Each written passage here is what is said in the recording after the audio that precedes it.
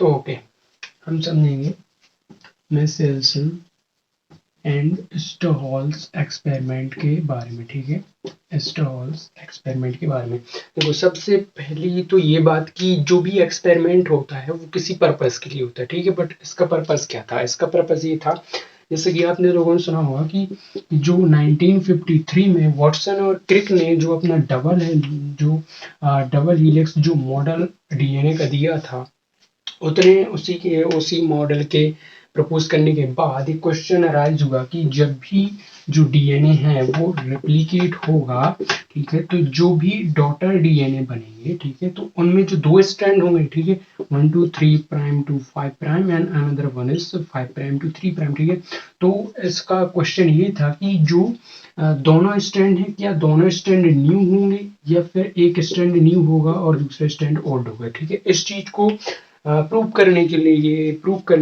ये समझने के लिए आखिर इसमें होता क्या है। क्या ये जो एक स्ट्रैंड है वो एक न्यू रहता है, डॉटर जो भी बनता है डीएनए डबल हेलिक्स, ठीक है, उसमें एक न्यू रहता है और एक ओल्ड रहता है। ठीक है, इस चीज को प्रूव करने के लिए ही मेसेल्सन और स्टोहॉल ने एक एक्सपेरिमेंट किया, तो उसी को हम समझने वाले हैं। ठीक है, तो देखो अब हम समझते हैं कि जो एक्सपेरिमेंट है उसे किया कैसे किया। ठीक है, तो देखो एक्सपेरिमेंट से समझने से पहले हमें इस चीज पर समझना पड़ेगा, एक सेंट्रीफ्यूज प्रोसेस हमें समझनी पड़ेगी, और इसी प्रोसेस समझ नहीं रही थी, इसलिए शायद आपको समझ नहीं आ रहा था जो किताब में लिखा है। ठीक है, तो पहले हम बहुत अच्छे से एक सेंट्रीफ्यूज प्रोसेस को समझेंगे। वो क्या है? एक सेंट्रीफ्यूज प्रोसेस को समझना है हमें। आइसो डेंसिटी सेंट्रीफ्यूज, इस प्रोसेस को पहले हमें समझना है। उस एक्सपेरिमेंट को समझने से पहले तभी हमें वो एक्सपेरिमेंट अच्छे से समझ आएगा। ठीक है, अभी काउंट डाउन रखो, पता है कि बुक से समझ नहीं आया इसीलिए देखने के लिए आए हैं, तो जस्ट काउंट डाउन, इसको समझना है अच्छे से। तो चलो, तो पहले हम इसको समझेंगे, आइसो डेंसिटी सेंट्रीफ्यूगेशन। ठीक है, तो बहुत सारे होते हैं, वेलोसिटी सेंट्रीफ्यूगेशन भी होता है, बट हमें समझना है आइसो डेंसिटी सेंट्रीफ्यूगेशन। एक ऐसा सेंट्रीफ्यूगेशन क्या है वो पहले समझ लें, तभी तो आइसो डेंसिटी सेंट्रीफ्यूगेशन समझ में आएगा। देखो, जब भी किसी सेल को एक रोटर में रख के, रोटर होता है जो कि जिसमें कि टेस्ट ट्यूब रख दी जाती हैं और वो बहुत ही स्पीड से घूमता है। ठीक है, बहुत ही स्पीड से। जस्ट समझने के लिए ये रहा, देखो ये दिख रहा है, ये है रोटर। ठीक है, इसमें जो टेस्ट ट्यूब है, ये टेस्ट ट्यूब रखी हुई है, ये जो रोटर है ये बहुत ही स्पीड से घूमता है। ठीक है, इसी को हम बोलते हैं सेंट्रीफ्यूगेशन। जब भी हम बैक्टीरियल सेल को टेस्ट ट्यूब में रख के इसे रोटर में रख देंगे, टेस्ट ट्यूब आपने कभी लैब में देखा होगा, ठीक है, और उसे जब स्पीड में घूमता है तो उसे बोलते हैं सेंट्रीफ्यूगेशन। ठीक है, और आइसो डेंसिटी सेंट्रीफ्यूगेशन एक ऐसा सेंट्रीफ्यूगेशन जबकि जो मॉलिक्यूल है वो अपनी डेंसिटी के अकॉर्डिंग टेस्ट ट्यूब में लेवल बाय लेवल बैठ जाए। कैसे? जैसे कि हमने एक कोई सेल ली, ठीक है, सेल ली, उसका हमने सेंट्रीफ्यूगेशन किया। अब जो उस सेल में जिस मॉलिक्यूल की डेंसिटी जितनी ज्यादा होगी, यानी कि जिसका ऑटोमिक जो मास होगा वो जितना ज्यादा होगा, वो उसी अकॉर्डिंग सतह पर बैठता जाएगा। जैसे कि किसी की अगर डेंसिटी, तो जैसे कि इसमें, तो यदि उस सेल के जो मॉलिक्यूल्स हैं, जैसे कि ये डीएनए हुआ, प्रोटीन्स हुए, लिपिड हुआ, कार्बोहाइड्रेट्स हुए, बहुत सारी चीजें, विटामिन, जिसका भी डेंसिटी सबसे ज्यादा होगी वो बैठेगा बॉटम पे, उससे कम होगी वो और ऊपर, उससे कम और ऊपर, उससे कम और ऊपर, सबसे कम सबसे ऊपर।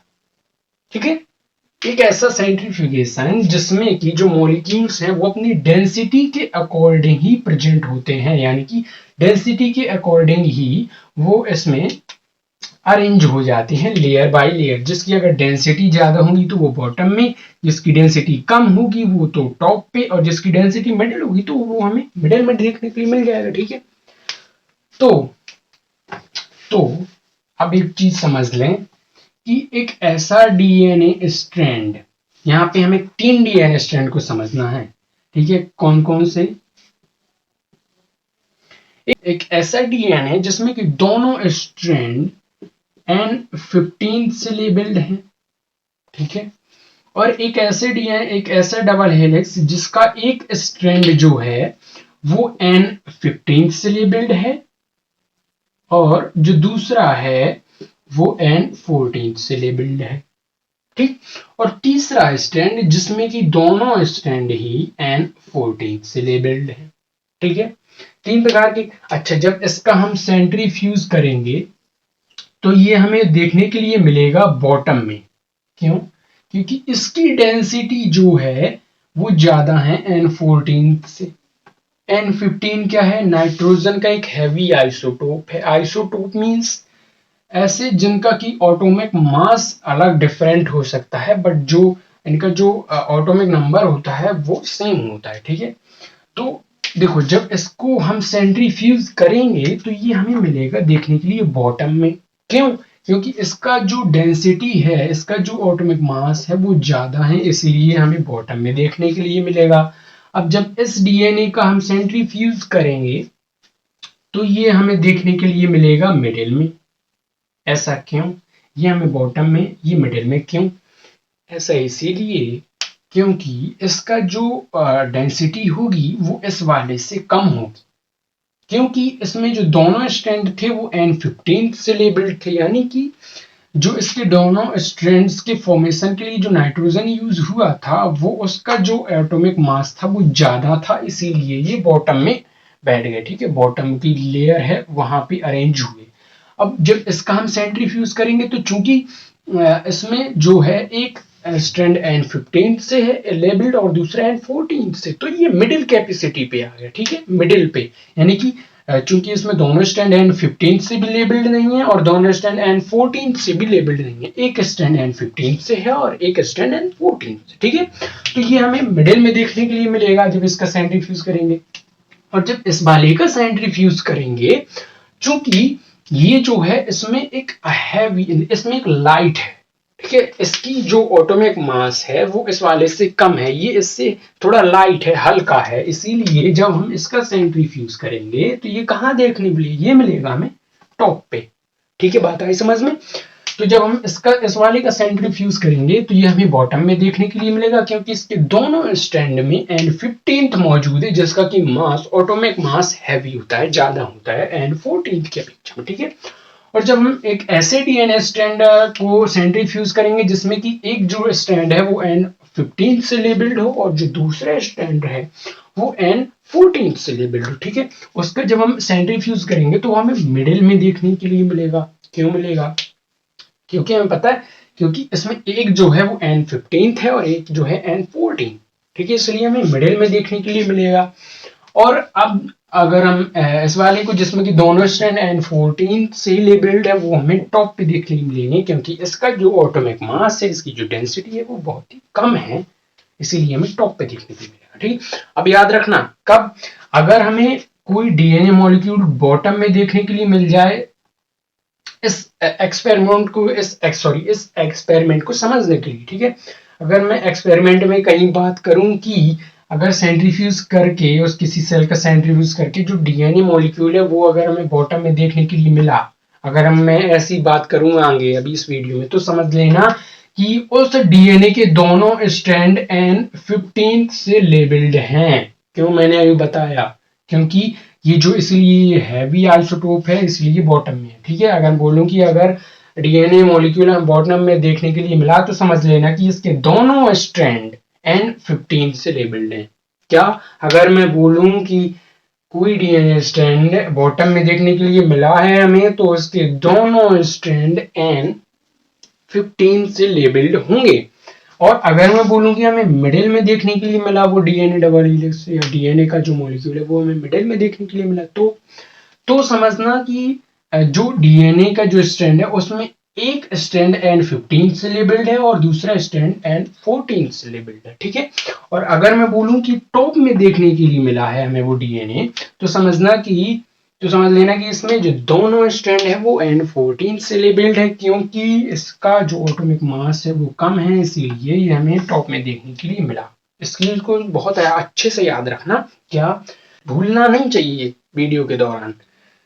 क्या कि अगर मैं बोलूं कि बॉटम में देखने के लिए मिला, बॉटम में देखने का मतलब वो हैवी है, वो डीएनए मॉलिक्यूल हैवी तभी होगा जब इसके दोनों स्ट्रैंड में N15 मौजूद होगा, क्यों? क्योंकि इसका एटॉमिक मास ज्यादा होता है, ये एक हैवी आइसोटोप है, ठीक है।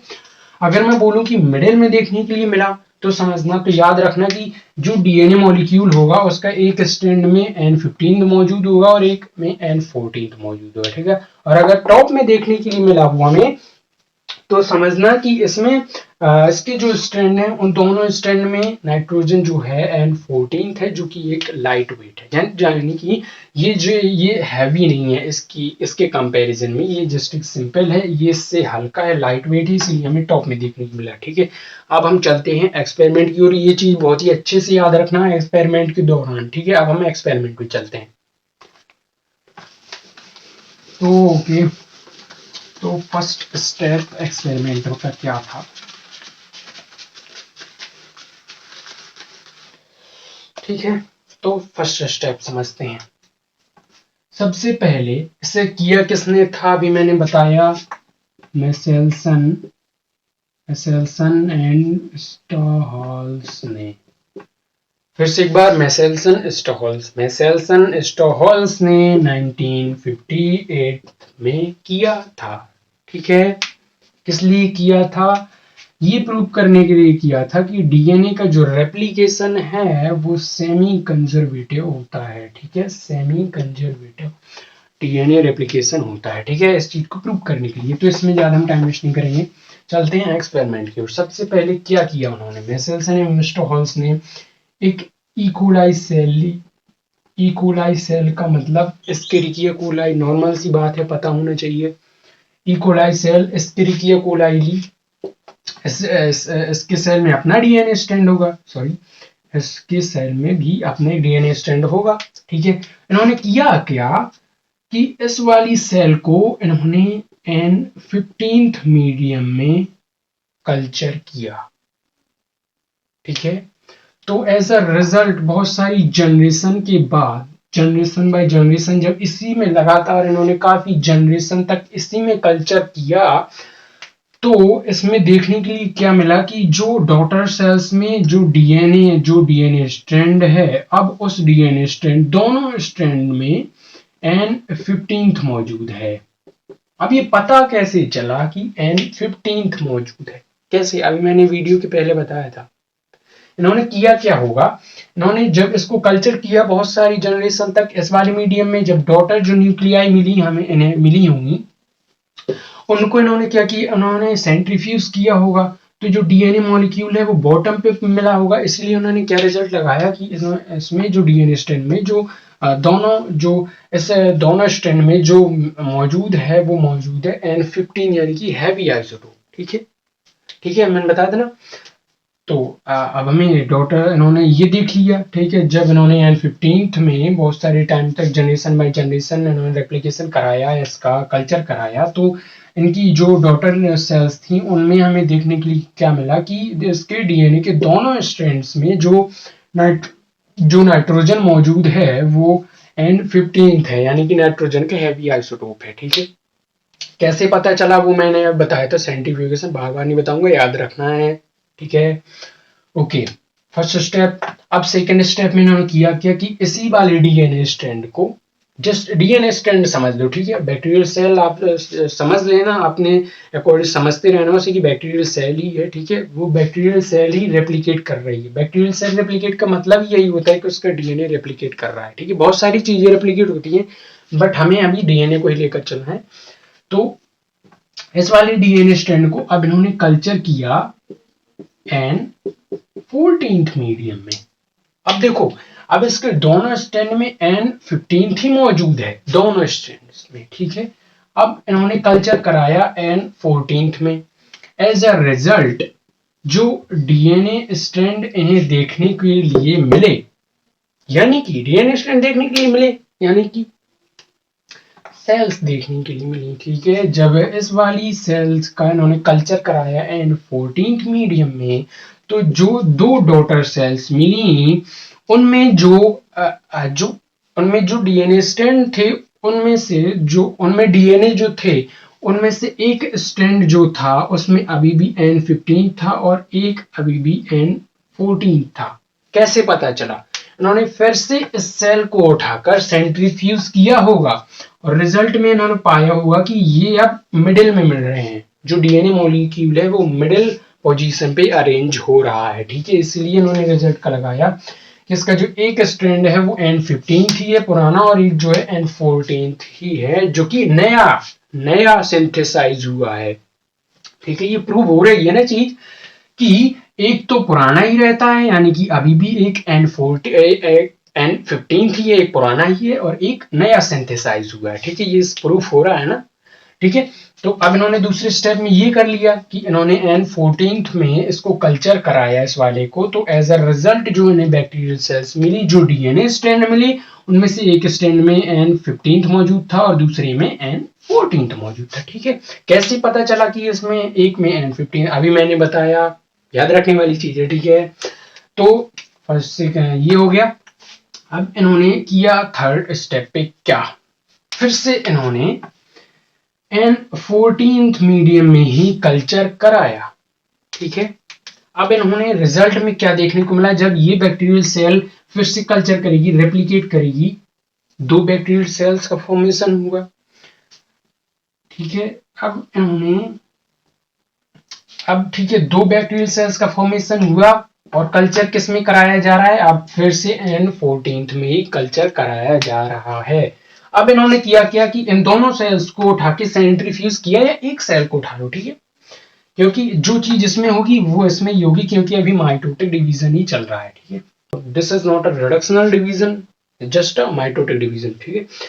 तो किसी एक सेल को उठा के इन्होंने जब सेंट्रीफ्यूज किया तो इन्होंने पाया क्या कि इसका जो डीएनए मॉलिक्यूल है वो हमें अब टॉप पर मिल रहा है। ये जस्ट एक कैप है, इसमें कंफ्यूज मत हो जाना, ये जस्ट एक कैप है, अच्छी टेस्ट ट्यूब बना रहे हैं ना सॉरी, तो जस्ट समझने में, मजाक नहीं, समझ रहे हैं, ठीक है। तो अब इन्हें कहाँ टॉप में देखने के लिए मिला, तो इसका रिजल्ट ने क्या, तो जब टॉप में देखने के लिए मिला तो इसका मतलब ये है कि अब इसके जो दोनों स्टैंड हैं उनमें अब N14 मौजूद है। अब देखो इसका रिजल्ट क्या आ रहा है, अब इससे प्रूफ हुआ कि जो जब रेप्लिकेशन होता है वो सेमी कंजर्वेटिव होता है, यानी कि जब रेप्लिकेशन होता है तो एक जो स्ट्रैंड है वो पुराना ही रहता है और दूसरा नया सिंथेसाइज होता है। कैसे प्रूफ हुआ उसको समझो अब एक्सपेरिमेंट से। जब इन्होंने देखो, ये इन्होंने सबसे पहले इसको लिया जिसमें कि दोनों स्ट्रैंड में N15 ही मौजूद था, इसको इन्होंने कल्चर किया N14 में, तो इन्होंने देखा क्या कि डॉटर में एक में जो मौजूद तो अब इन्होंने क्या देखा कि एक जो स्ट्रैंड है उसमें N15 ही मौजूद है, यानी कि एक जो स्ट्रैंड है वो पुराना ही है और जो दूसरा है उसमें अब N14 मौजूद है, यानी कि एक जो स्ट्रैंड है दूसरे नए स्ट्रैंड का सिंथेसाइज हुआ है, एक पुराना ही है और एक नया सिंथेसाइज हुआ है, ठीक है। अच्छा, अब इसमें अगर इसमें नहीं, इसमें लगा कि अच्छा हो गया होगा, चलो एक और स्टेप करके देख लेते हैं।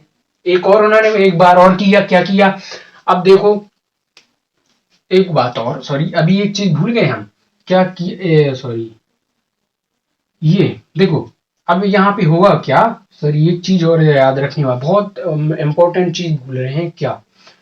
देखो जब इस वाले जिस एक देखो ऐसा स्टैंड जिसमें कि N15 मौजूद है, अगर उसका रेप्लिकेशन होगा तो एक स्ट्रैंड तो यही रहेगा N15 और दूसरा हमें मिल जाएगा N14, नया सिंथेसाइज होगा, ठीक।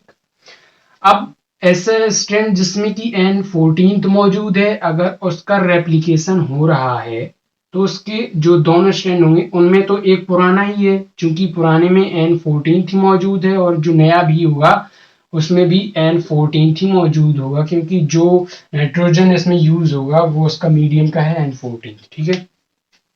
और अब इसमें भी क्या, इसका सॉरी 2 मिली थी नाम है, तो इसमें ठीक है 2 मिली थी नाम है, तो इसका जब इस वाले N15 का रेप्लिकेशन होगा तो ये एक तो पुराना ही रहेगा, यानी कि एक में N15 ही रहेगा और दूसरा नया जो सिंथेसाइज होगा उसमें N14 मौजूद होगा, क्योंकि जो N यूज हो रहा है वो इसी मीडियम से हो रहा है, उस मीडियम में N14 मौजूद है, ठीक है। और जो इसमें दूसरे में जो N14 जो स्ट्रैंड है उसका जब रेप्लिकेशन होगा तो एक तो चूंकि ओल्ड ही रहेगा, N14 थी ओल्ड ही, और एक जो नया स्टैंड होगा वो N14 सिंथेसाइज होगा। ठीक है, तो अब इसको बहुत ही अच्छे से समझ लो, इसको बहुत ही अच्छे से समझ लो। ठीक है, तो अब इन्होंने जब इस सभी का जो है, जिन सभी को सेंट्रीफ्यूज किया, तो एक सेंट्रीफ्यूज का रिजल्ट आया होगा, ये बॉटम में मिला होगा इस वाले को ये, और ये मिला होगा इन्हें मिडिल में, क्योंकि एक जो डीएनए स्टैंड है, एक में N15 मौजूद है, एक 14 मौजूद है। ठीक है, और एक जो सॉरी, ये जो दोनों स्टैंड ये मिडिल में ऑब्टेन हुए होंगे, ये वाला और ये वाला, ये मिडिल में, और ये वाला ये टॉप में, और ये वाला भी टॉप में, है ना। हाँ, ये वाला भी टॉप में ही मिलेगा। ठीक है, अभी कंफ्यूजन हो रही है क्या? हो रही है, हो रही होगी। चलो वैसे एक बार और रिवीजन करते हैं। ठीक है, एक बार और रिवीजन करते हैं, इस बार अच्छे समझ आ जाएगा। आ तो गया होगा, बट थोड़ी सी कंफ्यूजन हो गई होगी, तो उसे हम क्लियर कर लेंगे। ठीक है, सबसे पहले इन्होंने एक ऐसा डीएनए स्ट्रैंड लिया जिसमें कि दोनों जो स्ट्रैंड है वो N15 से लेबल्ड है, उसको इन्होंने कल्चर कराया N14 में। तो इसके जो दो डीएनए स्ट्रैंड हमें ऑब्टेन हुए, उन्हें उसमें देखा इन्होंने कि इसमें से एक डीएनए स्ट्रैंड में N15 था और एक में N14 था, दोनों ऑब्टेन हुए, इसमें भी एक में N14 और इसमें भी N15। ठीक, दूसरे स्टेप में कैसे पता चला? सेंट्रीफ्यूज करके पता चला कि एक में 14 है, एक में 15 है। ठीक है, अब इन्होंने इन दोनों स्टैंड को कल्चर कराया N14 मीडिया में। अब देखो, अब यहां से तुम्हें कंफ्यूजन हो रही होगी, यहां से समझो। ऐसा स्टैंड जिसमें देखो, एक स्टैंड जिसमें कि N14 मौजूद है, N14 जब इसका रेप्लिकेशन होगा तो ये नया स्ट्रैंड सिंथेसाइज होगा। ठीक है, और जो नया स्ट्रैंड सिंथेसाइज होगा, नया स्ट्रैंड, उसके सिंथेसाइज होने में जो नाइट्रोजन यूज होगा वो कहां से में यूज होगा? मीडियम से यूज होगा। और मीडियम में क्या प्रेजेंट है? N14 प्रेजेंट है मीडियम में। ठीक है, तो ये N14 यूज होगा यहाँ पे, तो चूंकि पुराना भी N14 ही था और जो नया जो स्ट्रैंड हो गया उसमें भी अब N14 मौजूद होगा। ठीक है, अब जब इस वाले डीएनए स्ट्रैंड का रेप्लिकेशन होगा इस वाले का, तो चूंकि चूंकि अभी इसमें क्या है, N15 मौजूद है पुराना, ये रहेगा, और जब इसका एक नया सिंथेसाइज होगा एक स्टैंड, तो उसके स्टैंड में जो N यूज होगा वो मीडियम से होगा। ठीक है, तो उसमें अब N14 आएगा। ठीक, अब जब इस वाले स्टैंड का रेप्लिकेशन होगा, तो चूंकि ये पुराने वाले में क्या है, N14 थी है इस वाले में, और नया वाले में जो N यूज होगा वो मीडियम से होगा, इसीलिए इस वाले में भी N14 होगा। ठीक है, अब जब इसका रेप्लिकेशन होगा, चूंकि इसमें पुराने में N15 है और इसका जो रेप्लिकेशन होगा वो होगा, ये इसका रेप्लिकेशन में N14 तब यूज हुआ। अब जब इन्होंने इसका कैसे पता चला? ठीक, अब क्वेश्चन यहाँ पे अराइज होता है कि इन्हें पता कैसे चला कि इस वाले स्टैंड में दोनों में N14, पहले बताया था ना, सेंट्रीफ्यूज करने पर ये टॉप पर मिला होगा और ये वाला इन्हें मिडिल में मिला होगा। ठीक है, और ये वाला भी टॉप पे मिला होगा और ये वाला भी मिडिल में मिला होगा। ठीक, तो इसका रिजल्ट क्या आया? देखो, प्रूव हो गया ना कि जब देखो ये प्रूव हो चुका है अब कि जो रेप्लिकेशन होता है वो सेमी कंजर्वेटिव होता है, यानी कि एक स्टैंड पुराना ही रहता है और एक जो है नया स्टैंड होता है। ठीक है, इससे समझो, इसको समझते हैं। इसके जो दोनों स्टैंड है उनमें N15 मौजूद था। ठीक है, N15 मौजूद था। अब जब इन दोनों स्टैंड N15 का जब रेप्लिकेशन हुआ, तो उसमें जो नया स्टैंड सिंथेसाइज होगा, नया स्टैंड यानी कि एक ऐसा स्टैंड जिसमें कि N14 था, यानी कि इसमें क्या रेप्लिकेशन हुआ तो नए स्टैंड का सिंथेसाइज हुआ, नया स्टैंड जो है सिंथेसाइज हुआ, इसीलिए हमें एक स्टैंड में N14 देखने के लिए मिला। ठीक, यहाँ पे एक नया स्टैंड सिंथेसाइज हुआ। अब फिर से यहाँ पे इन्हें देख लिया, क्या इसका रेप्लिकेशन हुआ तो क्या एक तो पुराना ही रहा, एक नया आ गया। जब इसका रेप्लिकेशन हुआ तो एक तो पुराना ही रहा और दूसरा नया आ गया। इसका रेप्लिकेशन हुआ तो एक तो पुराना ही रहा, एक नया आ गया। इसका रेप्लिकेशन हुआ तो एक तो पुराना ही रहा, एक नया आ गया। हो गया प्रूफ कि DNA replication is always is a semi conservative method, ठीक है, not a conservative method, just a semi conservative. Semi conservative क्या बोलते हैं हिंदी में, क्या बोलते हैं, कमेंट कर बताना क्या बोलते हैं, अर्ध संरक्षी बोलते शायद, होता होगा हाँ शायद, ठीक है, सेमी कंजर्वेटिव। तो ये जस्ट एक प्रूव हो गया। ये था मेसेल्सन एंड स्टोहल का एक्सपेरिमेंट जो कि 1958 में किया गया था, ठीक है। और एक और चीज कमेंट करके बताना कि वॉटसन और क्रिक ने डबल हीलिक्स जो मॉडल था वो कब प्रपोज्ड किया था। मैंने अभी बताया था वीडियो शुरू होने से पहले, ठीक है, उसको कमेंट करके अभी बताना मुझे। चलो ठीक है, ये चीज आ गई समझ में। तो वीडियो देखने के लिए बहुत बहुत शुक्रिया, और अगर आपको वीडियो से थोड़ा भी कुछ सीखने के लिए मिला हो तो आप चैनल को सब्सक्राइब कर सकते हो, और ये ऐसी वीडियो आने इसके, ठीक है, और ऐसी वीडियो के लिए तो अब मिलते हैं नेक्स्ट वीडियो में, तब तक के लिए बाय बाय।